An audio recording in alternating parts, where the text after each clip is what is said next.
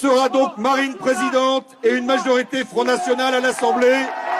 Que vive le Vaucluse, que vive la France!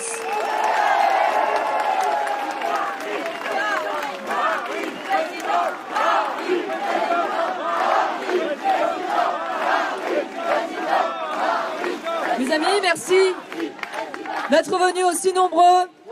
Rassurez-vous, leur huée est inversement proportionnelle à ce qu'ils représentent dans les urnes. Et contrairement à eux, nous avons le respect de manifester, le respect de la liberté d'expression, le droit de protester contre cette politique folle de répartition des migrants de Calais dans notre département et partout en France. Parce que ici, à travers cette politique, c'est le principe même de la souveraineté qui est gravement bafoué. Cette souveraineté qui devrait s'exercer par et pour le peuple et qui disparaît sous le poids du cynisme, de l'électoralisme et de l'incompétence du Premier ministre, du Président de la République. Un Président de la République qui admet lui-même dans un livre d'entretien, je cite, « Je pense qu'il y a trop d'arrivées, d'immigration qui ne devrait pas être là. » Un incroyable président qui se fait le commentateur de sa propre incurie et de son propre échec. Non, nous n'acceptons plus d'être ignorés et méprisés par ce gouvernement qui ne représente plus rien ni personne. Il est intolérable que même les élus locaux ne soient pas informés et soient écartés de la concertation. Pour un seul exemple, notre maire Front National, Joris Ebrard au Pontet, a appris, bravo lui, vous pouvez l'applaudir, a appris par la presse, l'installation de migrants dans sa commune. Et la population serait sommée de les accepter au risque de se voir condamnée pour racisme par le tribunal de la bien-pensance. Alors nous ne sommes pas dupes. S'ils refusent de demander notre avis, si les préfets menacent les maires voulant organiser des référendums locaux, c'est parce qu'ils connaissent déjà notre réponse, un grand non. Tous les sondages révèlent qu'une majorité de Français sont opposés à cet accueil massif d'immigrés clandestins. Emmanuel Valls, dans l'autoritarisme classique qu'il représente bien, a déclaré hier que tous ceux qui s'opposeraient à l'arrivée de migrants trouveraient l'État face à eux. Nous aimerions voir autant de volonté de la part du Premier ministre lorsqu'il s'agit de combattre ceux qui brûlent nos policiers, les agressent, les insultent ou les égorgent chez eux devant leurs petits garçons de 3 ans. Nous aimerions voir autant d'autorité face aux pétromonarchies du Golfe, du Qatar ou de l'Arabie Saoudite pour exiger d'elles qu'elles accueillent les migrants fuyant la Syrie et l'Irak. Mais là, bizarrement, c'est le silence. C'est le silence de la soumission. Et c'est même pire, c'est le silence de la corruption par l'argent. Nous ne supporterons pas davantage leurs mensonges éhontés, car toute la propagande autour de cette question des migrants est un incroyable mensonge. Le gouvernement nous ment lorsqu'il nous dit que ces migrants de Calais sont des réfugiés, des familles qui fuient la guerre en Syrie. L'objectif de ce mensonge, bien évidemment, est de vous pousser à la culpabilité. La réalité, c'est que les Syriens ne représentent qu'1% des migrants de Calais et les Irakiens 0,7%.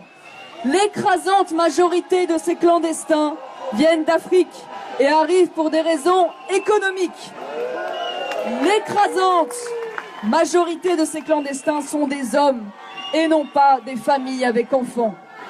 Nous parlons là de clandestins qui ont violé le droit français pour pénétrer illégalement sur le territoire. La plupart d'entre eux profitent du laxisme d'État pour rallier l'Europe, à l'instar des Guinéens d'Avignon qui se faisaient passer pour des mineurs alors qu'ils étaient majeurs, profitant ainsi de l'aide sociale à l'enfance. Des migrants économiques qui violent la loi avec la complicité de ces associations d'extrême gauche et des socialistes.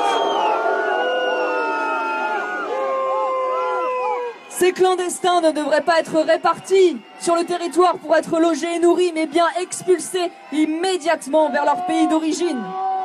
Et pour les autres, les demandeurs d'asile, qui sont d'ailleurs le plus souvent poussés à prendre ce statut par les associations de gauche, eh bien, il faut le dire, la vérité c'est qu'une immense majorité, aux alentours de 70%, sont à l'issue de cette procédure déboutés de ce statut de demandeur d'asile.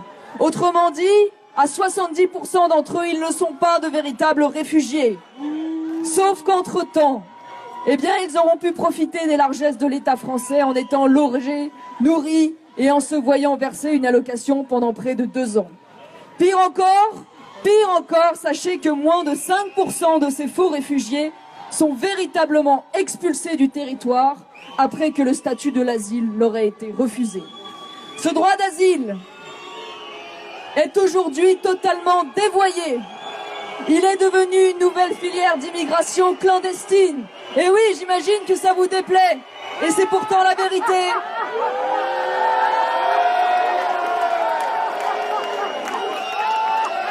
Et c'est ainsi que sur les 8 premiers mois de l'année 2016, on compte déjà 19,3% de demandeurs d'asile supplémentaires par rapport à la même période en 2015.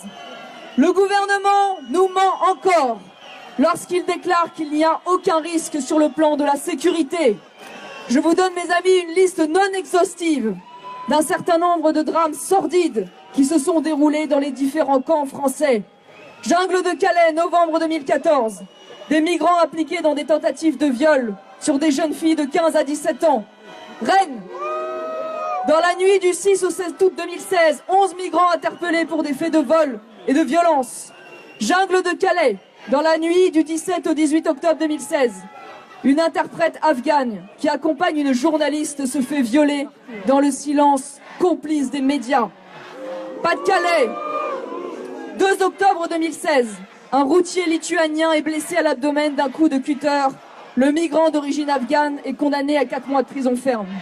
Camp de la Linière, Grande-Sainte, dans le nord de la France, 8 octobre 2016.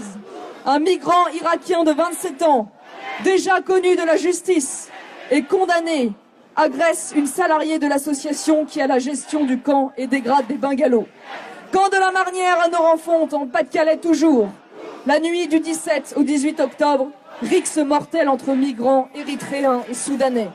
4 érythréens sont en garde à vue, un soudanais décède de ses blessures.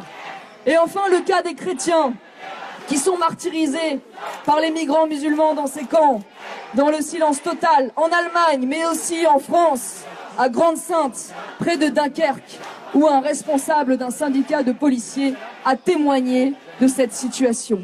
Enfin, un rapport de l'UNICEF qui s'inquiète de la condition des enfants dans la jungle de Calais et révèle des cas de prostitution et de travail forcé. Voilà la réalité de ce qui se passe aujourd'hui en France, dans les camps qu'ils veulent importer ici dans le Vaucluse. Et rappelons par ailleurs que ce ne sont pas moins de 17 membres de l'organisation terroriste qui ont pénétré en France en se faisant passer pour des réfugiés. Combien un des terroristes du Bataclan même avait voyagé avec un groupe de migrants? Combien donc de terroristes potentiels parmi les migrants répartis sur le territoire? Nous sommes en droit de nous poser la question, alors que nous avons été les seuls à alerter sur ce danger, quand l'ensemble du système politico-médiatique s'indignait, que nous dénoncions et que nous alertions sur ce risque. Enfin, le gouvernement nous ment lorsqu'il nous explique qu'accueillir ces personnes réglera définitivement le problème de la jungle de Calais. Nous aurons beau répartir des dizaines, des centaines, des milliers de migrants dans les campagnes françaises, la jungle de Calais continuera inéluctablement de se remplir, pour la simple et bonne raison que la France n'a plus de frontières à cause de l'espace Schengen, et que donc n'importe quel clandestin qui a réussi à pénétrer dans cet espace, qui comporte 26 pays européens, peut librement circuler jusqu'à la France. Plusieurs pays l'ont compris et refusent de confier leur avenir et leur politique migratoire à Angela Merkel et à l'islamiste turc Erdogan. La Hongrie, le Danemark, la Macédoine ont rétabli les contrôles à leurs frontières nationales. Enfin, osons le dire, il s'agit là d'une véritable préférence étrangère Une préférence étrangère qui est totalement indécente vis-à-vis des 20% de Vauclusiens qui vivent en dessous du seuil de pauvreté et bien souvent dans des conditions insalubres. Quand avons-nous vu autant d'énergie et d'argent déployé pour le retraité et sa pension de misère, pour l'agriculteur en redressement ou pour la mère de famille seule qui cumule difficilement les petits boulots? Pendant ce temps, les migrants bénéficient de logements gratuits, de transports gratuits, de soins gratuits. Leurs repas de leurs enfants sont pris en charge à la cantine par les municipalités. On leur prépare des animations, du cirque, des ateliers de peinture ou des cours de ski. Sans parler du coût exorbitant du transfert de ces migrants, environ 15 000 € par personne, selon un avocat spécialiste du droit des étrangers. Le Vaucluse doit déjà faire face à de graves problèmes en lien avec l'immigration, la montée du chômage, l'enrayement de l'assimilation, le communautarisme, les cellules prosélytes de l'islam radical. Comment peut-on espérer pouvoir intégrer ces populations alors que celles-ci ne parlent pas le français, sont peu ou pas diplômées et importent le plus souvent avec elles une culture radicalement différente de la nôtre? Qu'attendent donc toutes ces belles âmes qui nous font la leçon et qui font l'injonction aux Provençaux d'ouvrir grand leurs portes pour eux-mêmes ouvrir la porte de leur quartier résidentiel? Qu'attend donc M. Chabert, par exemple, président UMP du conseil départemental qui a voté pour cet accueil? Qu'attendent donc les Verts, les communistes ou même les élus UMP qui se sont abstenus pour ouvrir grand la porte de leur maison et ainsi montrer l'exemple à ceux à qui ils imposent cette politique?